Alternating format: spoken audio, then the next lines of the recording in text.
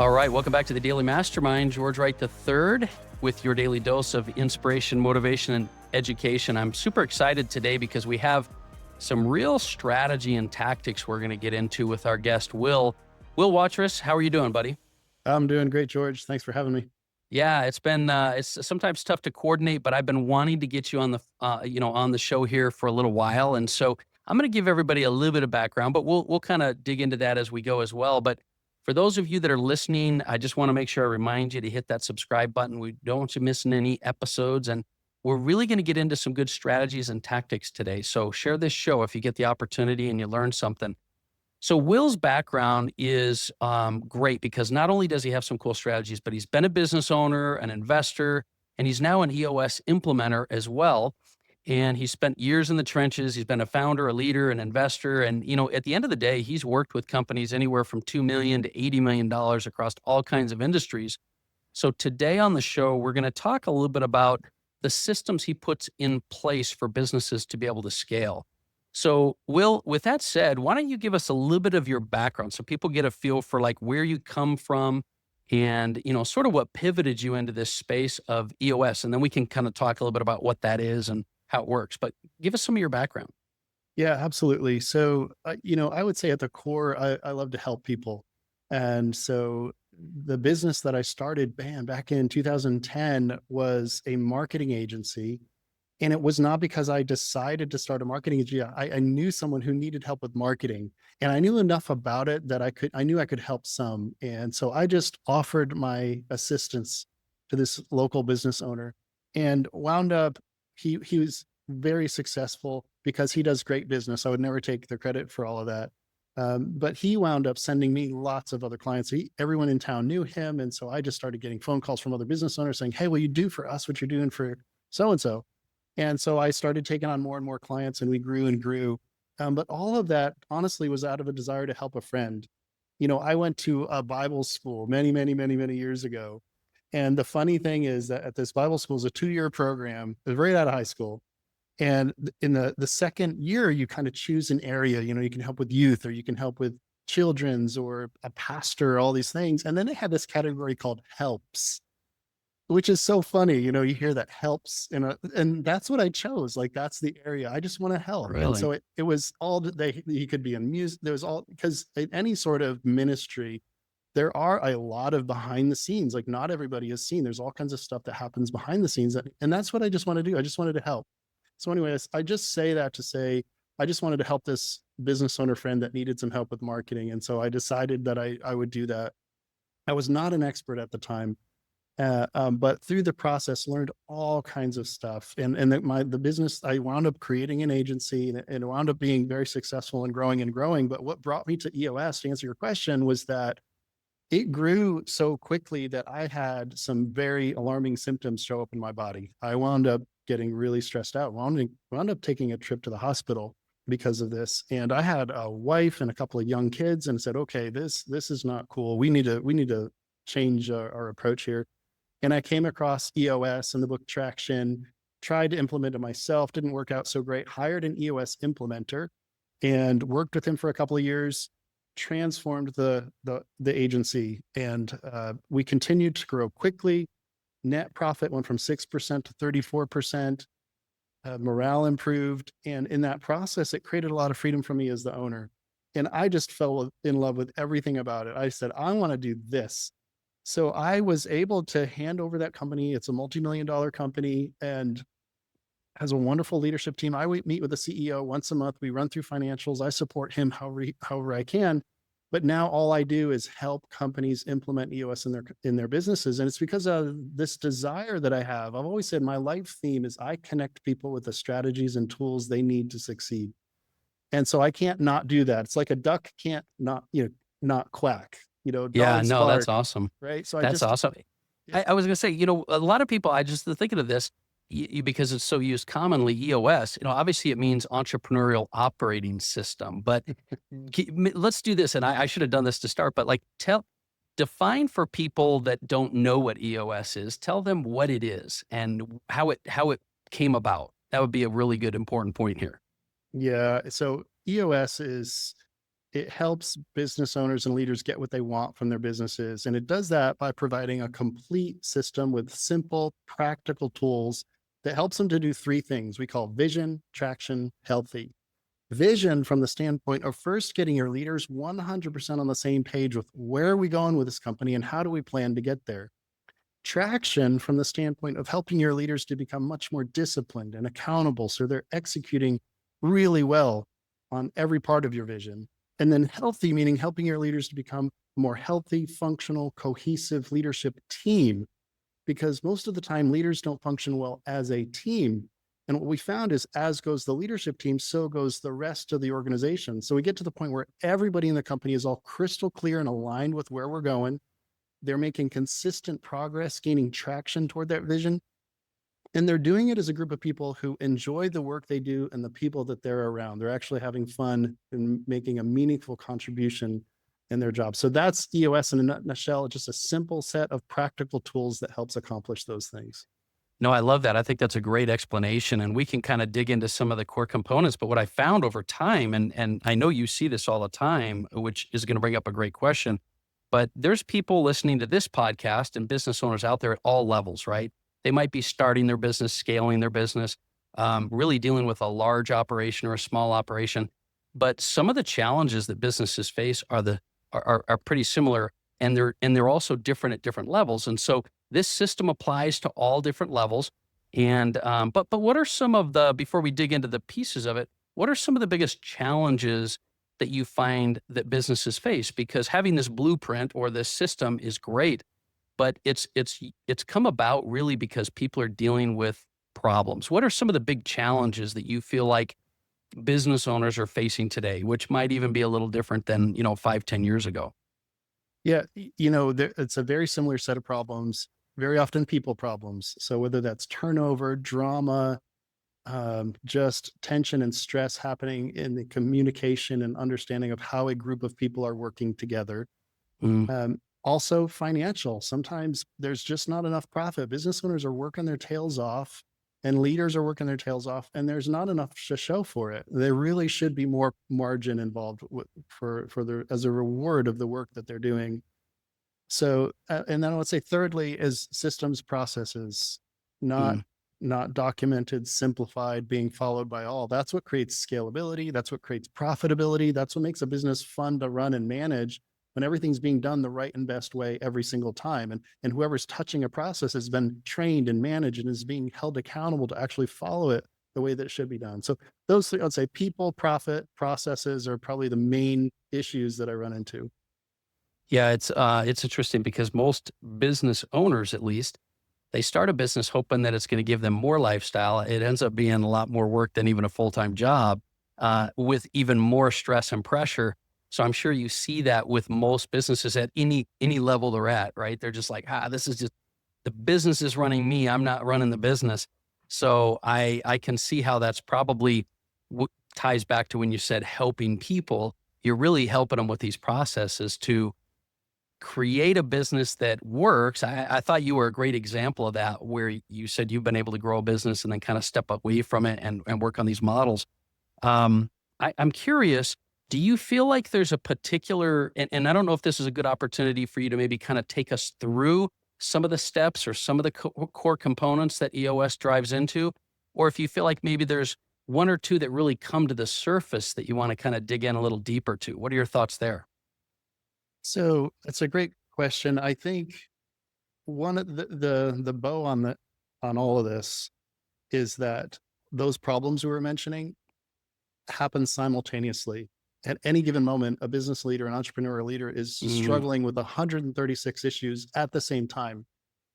But what true. EOS does so beautifully is what we've discovered is the EOS model, which has six key components. And to the degree that you can strengthen the six key components of your business, those 136 issues tend to fall into place because they are actually symptoms of a true root cause.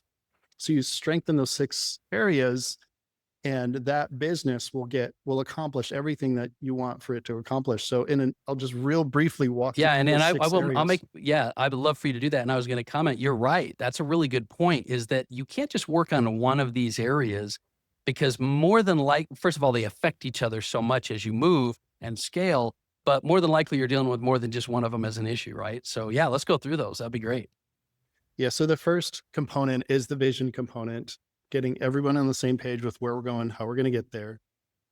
And by the way, EOS provides a couple of tools, simple, practical tools or disciplines in each one of these 6 areas that strengthen them, that get them strong. So there's the vision component, the people component. You can't accomplish a great vision without great people. And the truth is that every business defines great people differently. And so we work together to understand, what does a great person for your unique company Mm, actually look like?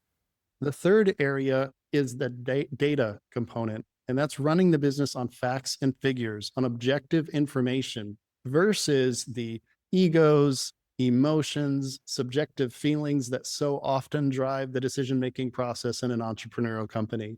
true. The fourth area is the issues component, and that's just getting your team to be really good at solving problems as they arise. Your company can't ever be great if your people aren't really good at setting up problems, knocking them down, making them go away forever. The fifth component is the process component, which we just talked about, getting everything in the business done the right and best way every single time. And then the last one, the sixth component, is the traction component. That's just bringing the vision down to the ground and executing on it day in and day out, that consistent discipline. And so each one of those 6 key areas have a couple of tools or disciplines that we use to get them to 80% strong or better. We're not trying to get perfect. Perfection, utopia never happens in business. You know that. And so 80% strong or better is all that we need. Yeah, just evolving growth, right? I thought it was interesting. I'm a big fan. I think that there's, well, I guess let me ask you this question before I make this comment. Is there one of those areas that you find more often than not is the one that people are not even addressing, or is it always different? Well, every business has weaknesses in different areas, but I would say the most common and maybe the most impactful one is the people component, getting the Mm, right people in the right seats, as Jim Collins, yeah. popularized in his book Good to Great. A couple of tools or disciplines there, but it seems like the root of all evil in an organization is found by not having the right people in the right seats. That's really critical to overall success. Yeah, it doesn't matter if you're measuring the results if you have the wrong people, right? I do find a lot of people that we've worked with over the years also struggle with the scorecards and KPIs. But I was going to comment and say I thought it was really unique of EOS. So I would love for you to just give me a couple more pieces on this. When that they have one of those 6 components as being issues, meaning most most businesses know what they need to do, doesn't mean they're doing it, but very few of them focus on ways to handle issues. And so that's where kind of the rubber hits the road. So when you say the issues and things that come up, what do you mean by that? And what is it specifically that you work with businesses on? And I'm assuming it's like preemptively, or is it just as things come up? What are your thoughts on that area? Because I thought that was pretty unique to EOS. Yeah, it's such an important area because you're always getting bombarded by lots of issues, and Yeah. as a leader, you have to be really good at understanding what your true priorities are, wading through all of the things I could put my time and attention on. What's most important? So the couple of tools that we use for that, the first one is called the issues list. It's simply, first of all, creating a culture in in your organization where anybody feels comfortable raising their hand and saying, "Hey, we've got an issue here." Then that issue goes on a list. So we actually have an issues list where we're documenting and paying attention to the things that are coming up. Once your team is doing that, we got to help them get really good at solving those issues at the root, making them go away Mhm. forever. And so we do something called the issues solving track. It helps teams stay on track. So it's a very specific way of having a discussion or a meeting or an issues solving session that helps you, first of all, identify what is the true root of this issue. Because whatever was written on that list is probably just a symptom. You've got to dig, Yeah. understand, okay, how could this have ever even happened in the first place? Then briefly discuss it without anybody repeating themselves. We say it once and only once because more than once is politicking. So Yeah. once the discussion gets redundant, we then move to the solve phase, which means we make a decision. Someone commits to take an action to make that go away forever. But this whole process, because what we found is that even great leadership teams, they'll get in a room, they'll tackle an issue, and they'll discuss the heck out of the issue. rarely do they understand what's the true root cause, and rarely do they walk out of the room with a solution that'll make it go away forever. So the EOS has this thing called IDS, which I just outlined, which means identify, discuss, and solve. Three distinct phases of a Mhm. conversation that helps you solve issues at the root. Yeah, it's interesting because sometimes the systems are simple, they're just not easy, and that's one of the reasons why I think this term and, the process is done by an EOS implementer. And this podcast episode is by no means meant to just promote EOS. I just think they have a great system and a great organization for doing that, and I think it's just like anything else with mentoring and consulting and other things people can access. Sometimes the best help can come from outside your organization because you can't see the forest through the trees, when you're on your own. I would imagine you've probably had many situations where business owners or companies have had aha moments because maybe they just were too close to the situation to see what was happening. And I don't know if you have any stories of, businesses that have implemented and had, major transformation or examples of that. But have there been situations where companies were like, "Wow, we just didn't realize how either unorganized or unfocused or whatever it is," and then saw some major transformations? Yeah, definitely. So I'm sitting here at this table. This is a hexagon, six-sided table. I can fit up to 12 people. But the reason I'm talking about this table is that it's set up so that everybody can see each other. And why that's important is that where I'm going with this is that teams be open and honest. Mm, And, I forget, I think it was a general, so maybe someone in the military who said to the people he was leading, said, "Tell me something I don't want to hear." And yeah, what happens in these sessions is we go there, we rip off the band-aid, and we work with teams to help them become open and honest with one another. Just say it. Don't hold back. Just get it on the table, because a great team working together can solve it all. So what I have seen again and again and again at this table is, as we build this openness and honesty, and people being willing to share things with one another, is that the owner or the leader is hearing information for the first time. Like, yeah, they saw the symptoms here and there, but they could never put their finger on it. And here now, someone at the table, one of their leadership team members, is willing to actually get vulnerable, go out on a limb, and say, "Okay, here's what's really going on." And the owner just kind of sits back in awe, going, "Wow, okay, I was unaware how deep that went, or how big of an issue that really was." Because a little crack at the leadership team level is kind of like the Grand Canyon down in farther in the yeah, organization. And so all of that to say, the surprises that I see with owners and visionaries and leaders is what other people on the team bring to the table and are willing to discuss once an environment of being open and honest is created. And there's, Patrick Lencioni, The Five Dysfunctions of Teams. You're probably familiar with that. yeah, But yeah. that base layer is vulnerability based trust. That's what creates an opportunity for healthy conflict, where people are willing to have an opposing, and we need that. We need that healthy conflict. We need opposing viewpoints. We need to fight for the best idea, not fight Yeah, and each I'll bet other. you've got I mean, obviously having a third party come in helps to create that sort of environment of openness, but, I would imagine you struggle with organizations at different levels and different times where there are some people that are a little more willing and open than others, and maybe you gotta crack through that with certain it takes finesse, right? Like, I'm sure it takes experience and things to be able to get in there as an implementer and get people to open up, because the last thing somebody wants to do is open up in an area that they feel might affect their job. Even if they're told it doesn't, like they're thinking, man, if I bring these things up, this person's never going to forget it. How do you deal with that?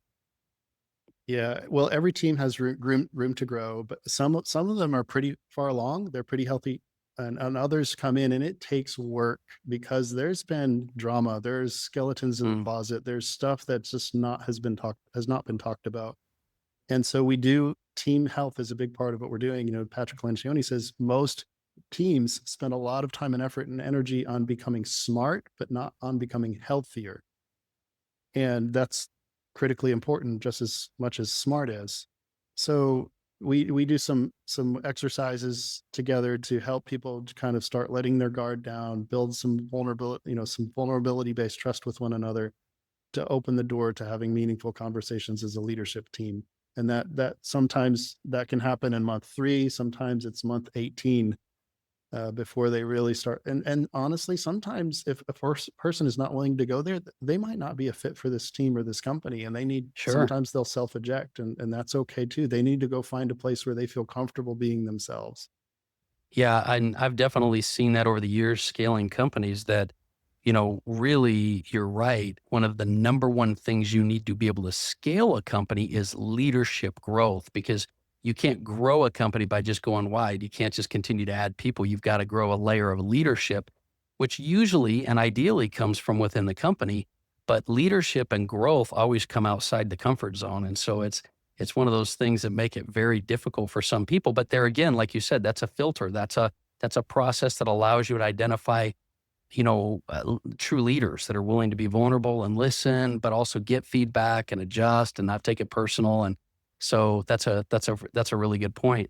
Well, what would you say are some of the, if there's any, biggest mistakes that leadership teams kind of make when they try to do this stuff on their own versus bringing someone in? And I ask that question for a specific reason. I've always found, even myself, and I've scaled businesses to large levels.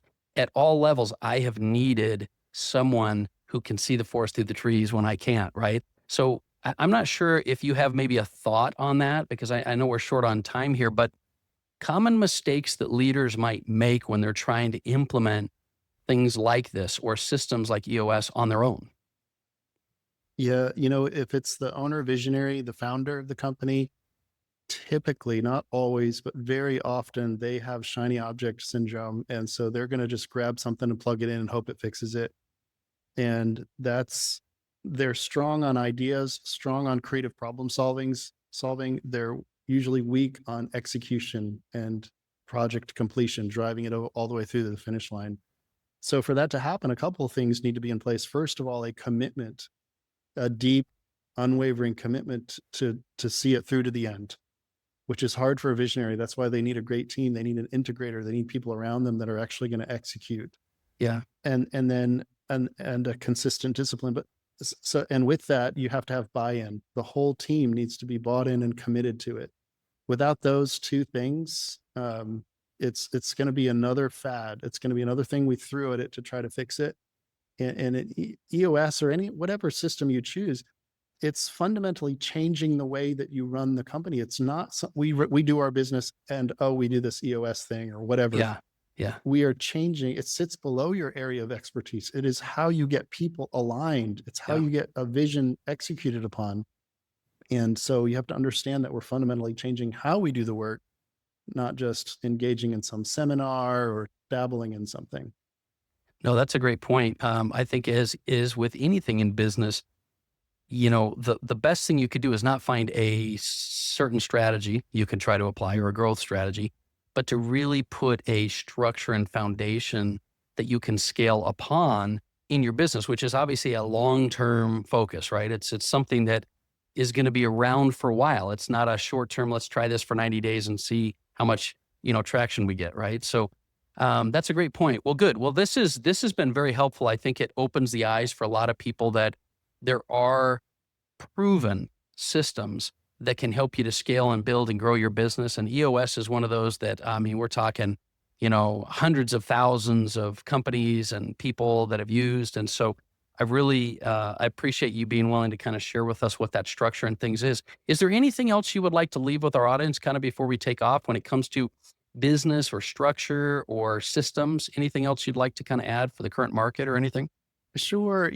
Sam Carpenter wrote a book called Work the System. And I love this. He said that your business is nothing more than a dispassionate collection of systems, a dispassionate collection of systems. And I love that because it helps you separate yourself from this other entity. It helps you see the business as this collection of systems. And you just have to tinker. You have to get down in the basement where all of the boilers and all it's producing everything you experience up here on the ground floor, but down below are all the machines that are creating the results that you're seeing. So if you want to see change, go down into the basement and start tinkering, flipping levers, doing stuff with how the systems are creating that result if you want to experience the result. So I love that paradigm. There's the way of looking at things, but I think it helps really small business owners understand that you are not the business. Yeah. And it helps really big business owners or leaders understand that this is a collection of systems, and what they're experiencing is exactly what that business is designed to produce. All of the great stuff, hey, great job. All of the frustrations, all of the hangups, all of the pain points, well, you got to take responsibility for that too, because you designed and created a system that's producing those. Yeah. No, I think that's great. I appreciate you saying that. And, I'd like to just leave another thought with our listeners. And that is, I say it all the time. One of the things that really marks a visionary or a very successful business leader, entrepreneur, whoever, is someone who can see and clarify and crystallize that vision in the future of where they're at. And they also recognize that that is outside their current capacity and skill set and comfort zone. And so a lot of times when you're working towards something that's in the unknown, there's nothing that gives you more certainty and confidence than having systems in place that are things that can help businesses at those levels. So, sometimes that system and that blueprint, that roadmap is something that helps you to get to where you want to be. Whereas, let's be honest, if you really do have a strong vision, it's completely outside your vision, or you would already be there. So it's important to have some type of system. And that's the reason I wanted to feature, Will on the episode today. So anyway, Will, thank you for being here with us. I'm going to put your contact links. I know you were here just to bring value, but contact links in here. So guys, if you want to find out more about EOS, or you want to connect with Will, or you've got questions and things, I will put his social media and website on there as well, so they can go to that. And once again, man, thanks for spending time with us. I really appreciate you being here, Will. Thank you, George. Keep up the great work. I'm excited to see where your companies are going as well. Yeah, thank you, sir. Okay, guys, listen, thank you for being with us here today. Share this episode. And as always, hit me up on the Daily Mastermind on Instagram, Facebook, pretty much all the social media handles. And look forward to talking with you more tomorrow. Once again, this is George Wright III, and this has been the Daily Mastermind. Have a great day.